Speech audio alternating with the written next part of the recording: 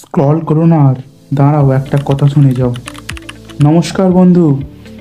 আমাদের পশ্চিমবঙ্গের বিখ্যাত হসপিটাল তথা মেডিকেল কলেজগুলির মধ্যে একটি অন্যতম সেরা মেডিকেল কলেজ হলো কলকাতা মেডিকেল কলেজ। সর্বভারতীয় মেডিকেল প্রবেশিকা পরীক্ষা নিট যে সকল ছাত্রছাত্রীরা বিশেষত বাংলা থেকে দেয়, তাদের সবার প্রথম চয়েস থাকে এই মেডিকেল কলেজ। আজ বরং বলি, আজ থেকে প্রায় 190 বছর আগে তৈরি হওয়া এই কলেজের কিছু গুরুত্বপূর্ণ তথ্য। কলকাতা মেডিকেল কলেজের প্রথম ছাত্র নির্বাচনের পরীক্ষা হয় 1835 সালের 1 মে। 100 জন ছাত্র পরীক্ষা দিয়েছিল। পরীক্ষার বিষয় ছিল ইংরেজি, বাংলা ও অঙ্ক।